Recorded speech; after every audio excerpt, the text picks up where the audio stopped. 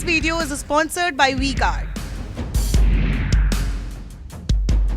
अश्विनी सिवाच, और क्या इस मौके पर जब बड़ी गंभीर चेतावनी देते हुए दिनेश नैन नजर आ रहे हैं, एज अ कंट्री क्या किए जाने की जरूरत, और क्या वो sense of connectivity, sense of belongingness कहीं छूट रहा है इस सब के पीछे, इस सियासत के पीछे? देखो, सच्चाई यह है गरिमा कि अगर आज हम सब यहाँ पर आराम से बैठे हुए हैं तो इसका श्रेय जाता है भारत की फौज के ऊपर जो बॉर्डरों पे है। और आपने इतने युद्ध गिनाए थे सभी को, हर युद्ध में भारत जीता है।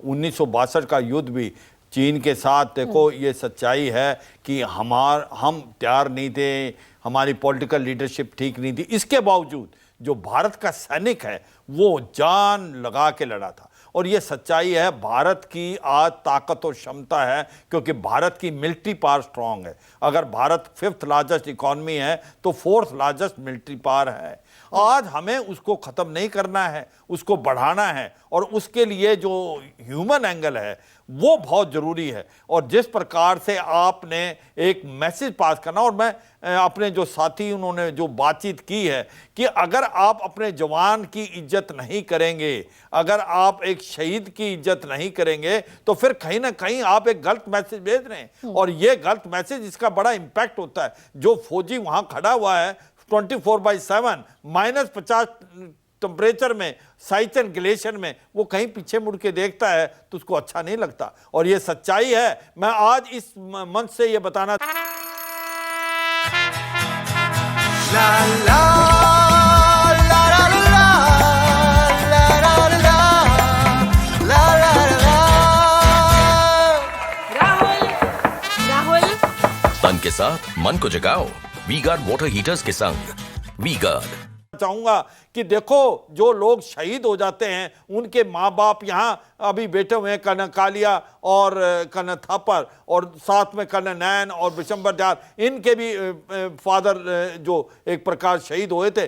तो क्या हम उनको देखते हैं? क्या देश उनके बारे में सोचता है? उस शहीदी वाले दिन को ही हम शायद ध्यान देते हैं, मगर उसके बाद उनका क्या हुआ, क्या हम ध्यान देते हैं? मुझे लगता है ये चेतावनी है, ये पूरे देश के लिए चेतावनी है। ये ही नहीं कि जो एक प्रकार पॉलिटिक्स है, ये सब कुछ देखना पड़ेगा। क्या हम अपने जो वीर गति को प्राप्त हो रहे हैं, हम उसको वो रिस्पेक्ट दे रहे हैं, उसका ध्यान दिया जा रहा है? देखो, मैं यही बताऊं गरिमा, आपको समझना चाहिए, उन्होंने अपना एक बेटा खो दिया, भाई खो दिया, तो उस समय अब 22 साल 26 साल का बच्चा खो दिया है। क्या आप उसकी फैमिली का ध्यान दे रहे हैं? क्या आप दे रहे हैं? मैं ये समझता हूं जो कुछ दिया जा रहा है देना चाहिए। आपको फाइनेंशियल सपोर्ट देना बहुत जरूरी है। और मुझे लगता है कि ये भी बात अच्छी आई कि अलग अलग स्टेट अलग अलग दे रही है, इसको बढ़ाना चाहिए क्योंकि बहुत ज़रूरत है उसकी फैमिली को एक प्रकार फाइनेंशियल सपोर्ट मिलने की। और ये सच्चाई है, इसको आप ढंग से दें, ये तरीका नहीं है। अब मैं यही बताना चाहूँगा कि अब अगर आपने गरिमा बढ़ानी है भारत के जवानों की, तो ये देखो अग्निवीर आया है। मैं इसको बार बार इसलिए उठाता हूँ कि जो अग्निवीर के अंदर भी सबसे बड़ी एक प्रॉब्लम ये है कि 4 साल के बाद जो लोग चले जाएंगे उनका क्या होगा। दूसरी बात, मेरा और सबसे ज्यादा सब चीजों में मुझे लगता है कि कोई ना कोई जवाब दिया है, मगर जब 4 साल के लिए अग्निवीर है, वो वीर गति को प्राप्त हो जाता है और एक रेगुलर सोल्जर है, उसमें फर्क क्यों? उसको भी क्यों नहीं मिलती फैमिली पेंशन? उसको भी सब चीजें मिलनी चाहिए। ये अभी भी समय है, हमें इस पे कहीं ना कहीं सोच विचार करना चाहिए। गोली नहीं पहचानती कौन सैनिक कौन है, अग्निवीर है या रेगुलर। आपको पूरा देना चाहिए। हर कोई चीज जो एक रेगुलर सोल्जर को मिलती है वो मिलनी चाहिए। उसको फैमिली पेंशन भी मिले, उसको स्पेशलाइज पेंशन मिले। ये मैं एक कुछ बताना चाहता हूँ गरिमा, ये समय अभी भी है, इसको हमें बदलना चाहिए क्योंकि इसका इंपैक्ट आएगा। कहीं ना कहीं रूस यूक्रेन की बात हो रही थी। भाड़े के सिपाहियों से आप युद्ध नहीं लड़ सकते। आप देखो, रूस ने कोशिश की, क्या हुआ? इसीलिए ये लेसन हैं। और आज देखो जिस प्रकार से पूरे वर्ल्ड के अंदर एक टर्निंग हो रहा है, कहीं ना कहीं इजराइल हमास की लड़ाई, रूस यूक्रेन की लड़ाई, हमारे सामने एक लाइन ऑफ एक्चुअल कंट्रोल और लाइन ऑफ एलसी पे पाकिस्तान और चीन खड़ा हुआ है 3 डिवीजन से ज्यादा लेके। तो ऐसे मौके पे जब तक आप ध्यान नहीं देंगे जवानों का, जब तक आप उनके मोराल का नहीं ध्यान देंगे, बड़ा इंपैक्ट पड़ेगा। ये देख लो, ये सोच लो, ये पूरे देश को सोचना है, ये एक किसी ने नहीं देखना, ये पूरे देश ने देखना है। कलेक्टिव रिस्पॉन्सिबिलिटी है सबकी। दिनेश नैन, आप कुछ कहना चाह रहे हैं, लेकिन क्या ये बिल्कुल मुफीद मौका है इस सेंस ऑफ बिलोंगिंगनेस को डेवलप करने का, और पूरी जिम्मेदारी राजनीतिक जमात की बनती है? गरिमा समझ नहीं आ रहा कौन करेगा। हाँ। क्योंकि जो अपने आप को देशभक्ति पार्टी बोलते हैं वो तो ऐसी हरकत करते हैं। इससे पहले जो पार्टियां रही हैं उन्होंने धीरे धीरे इसका गरिमा खत्म कर दी। अब ये जितने सेना के अंदर जवान जाते थे, अग्निवीर की बात चल रही है, आधे ट्रेनिंग से भाग गए। आप देख लीजिए रिकॉर्ड चेक करके। ऐसे लोग जो जा रहे 2 साल बाद पता नहीं उनकी नौकरी रहेगी कि नहीं, वो तो वहां बैठे बैठे बॉर्डर पे यही प्लान करेगा ना कि यार आगे मैं कैसे अपना जीवन काटूंगा। और उसको अगर पाकिस्तान से, चाइना से कुछ पैसा मिल जाएगा बॉर्डर पे बैठे बैठे, गारंटी लोगे क्या आप कि वो सैनिक रहेगा? तो खत्म ही कर दिया एक तरीके से, सेना को खत्म करते जा रहे हैं हर तरीके से। कौन है पर जो देखेगा? हमें, मुझे तो दिखाई नहीं दे रहा कोई भी। आप बता दीजिए अगर आपको लग रहा है आपको देखेगा तो। मीडिया में शायद मैं शुक्रगुजार हूं आप न्यूज़ 24 का कि आपने टॉपिक उठा दिया, पर मीडिया को उठाने जा रहे हैं कोई टॉपिक को? क्या कोई बात करेगा इस बारे में? कोई बात करने तक को तैयार नहीं गरिमा। देखिए विशंबर दयाल सर, हाँ विजिंत आप तो दिनेश नैन पॉलिटिकल जमात से उम्मीद, सर आ रही हूं मैं, दिनेश नैन पॉलिटिकल जमात से उम्मीद नहीं, और स्थिति क्रिटिकल है और क्रिटिकल होगी, सेंस ऑफ बिलोंगिंगनेस टूट जाएगी सेना की, तो कोई option? Are we left with any other option? Garima wait कर रहे हैं जिस दिन उस त्रासदी को देखना पड़ेगा, शायद तब देश जाग जाए, तब सबको समझ में आ जाए। बिकॉज अभी तो सबको अपना अपना पड़ा है, अपना अपना, सबको अपना अपना। पार्टी से, सेना को एक व्यक्ति तक से कंपेयर करना शुरू कर दिया गया। अगर कोई वक्तव्य किसी पार्टी का या किसी व्यक्ति विशेष का, राजनेता का अगर वो दिया जाता है, उसमें कोई लोग ऑब्जेक्शन उठाते हैं तो सेना की बेइज्जती होगी। ये सेना एक व्यक्ति या पार्टी के बराबर कब से होगी भाई? इनकी तो हिम्मत नहीं होती थी। कम से कम पुराने लोग इतनी संवेदनशीलता रखते थे कि आर्मी के बारे में जिक्र करते हुए बाहर मीडिया में कतराते थे, इज्जत रखते थे कि उसकी, कि उनको करने दो अपना काम। अब आज की तारीख में तो तमाशा बना दिया है। तमाशा बनाओगे, तमाशा बनेगा, पर तमाशा सबका बनेगा, सिर्फ सेना का नहीं बनेगा, तो सभी ये का बनेगा।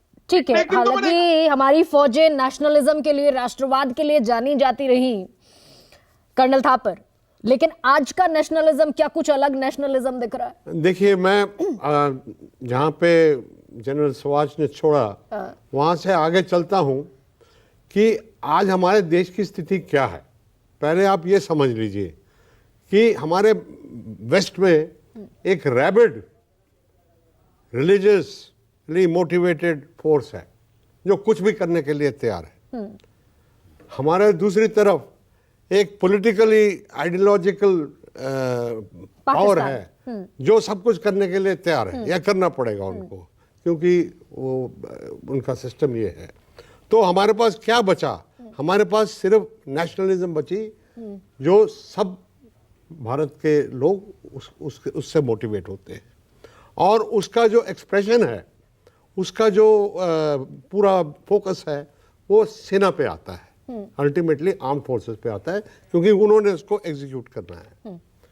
अब आप इस तरह की हरकत करके एक सेना का मनोबल खराब कर रहे हैं। मैं कहना चाहता हूं कि आप मॉडर्न हथियार ले आएंगे, आप ड्रोन ले आएंगे, ये ले आएंगे, वो ले आएंगे, हथियारों से सिर्फ लड़ाई लड़ी जाती है, जीती नहीं जाती। लेकिन मनोबल से चाहिए, हिम्मत चाहिए लड़ाई जीतने के लिए।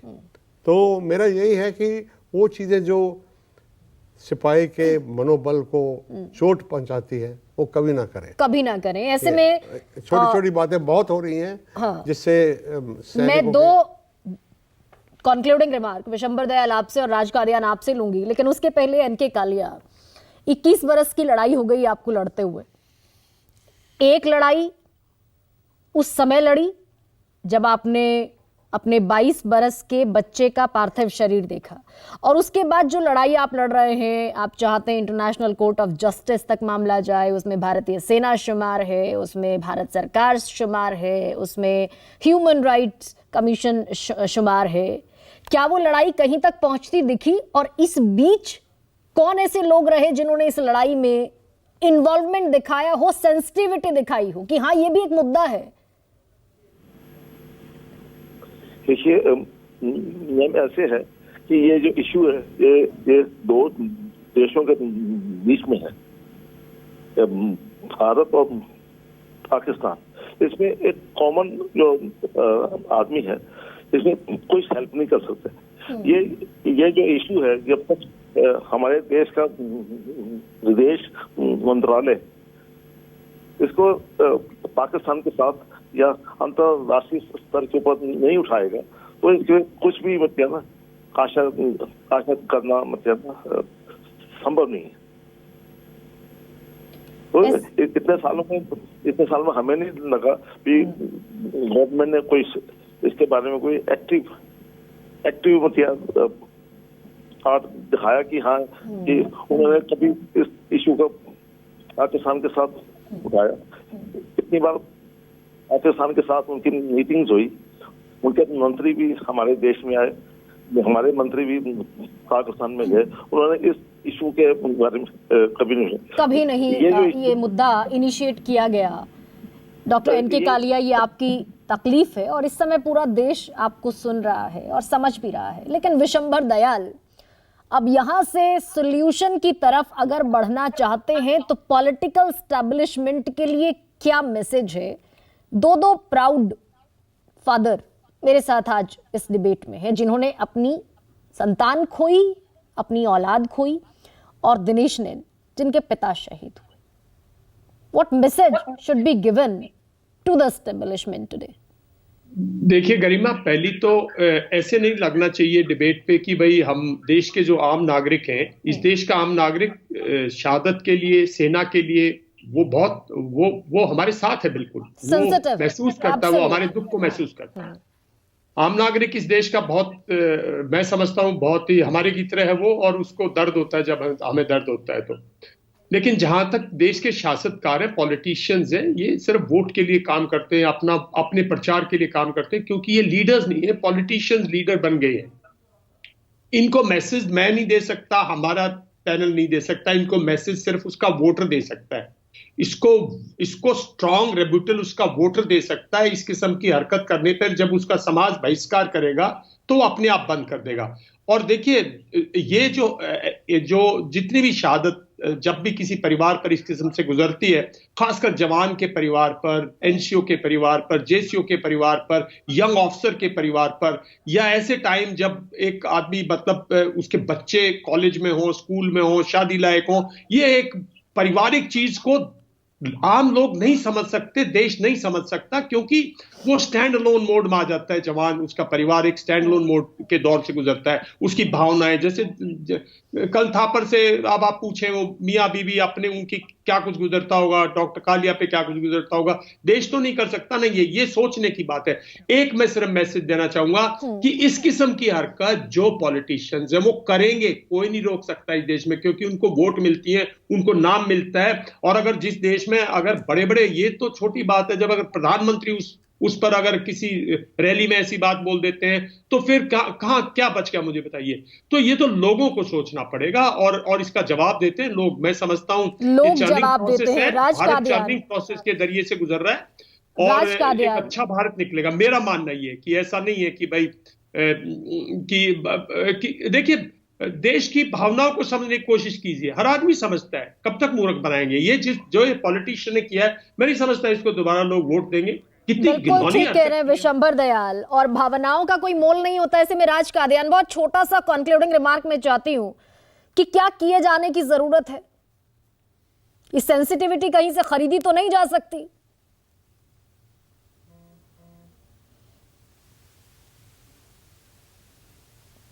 राज कादियान। हाँ, गरिमा जी, आपकी ऑडियो में जरा गड़बड़ है सर। क्या किया जा सकता है? अगर हम भारत को देखते हैं, 5 लड़ाइयां हम लड़ चुके हैं अपने 75 साल की लाइफ में।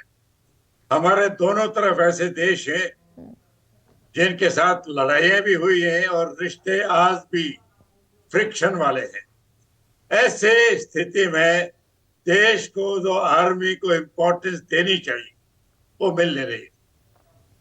आपको उनको तो ऊंचे दर्जे पर रखना चाहिए। करते क्या है आप? हर बार जब बजट काटना पड़ता है आर्मी का काट लो। क्यों?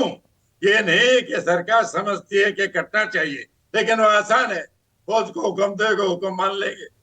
आप ये अग्निवीर शुरू की है ये कह के अब टेक्नोलॉजी आ गई। 7 अक्टूबर को टेक्नोलॉजी तो इजराइल के पास बहुत उच्च दर्जे की थी, उनका क्या नतीजा हुआ? तो कुल अल्टीमेटली आर्मी मिलाकर लड़ाई लड़ी। जो समझ में आता है वो यही कि सेंस ऑफ बिलोंगिंगनेस, राष्ट्रवाद, राष्ट्र प्रेम और राष्ट्रभक्ति ये महज शब्द ना हो, ये महसूस भी हो। देश की आवाम को महसूस होते हैं, सरकारी जमात को महसूस करने की जरूरत है। अगर हमारी फौज जो कि विश्व की ताकतवर फौजों में शुमार है, इसी जज्बे, इसी शौर्य के साथ, इसी स्वाभिमान के साथ देश के गौरव को जिंदा रखे, बरकरार रखे, तो सियासी जमात को भी सोचने की जरूरत है। सबसे बड़ा सवाल में फिलहाल इतना ही। आप इजाजत दीजिए। सबसे बड़ा सवाल presented by this video is sponsored by WeGuard.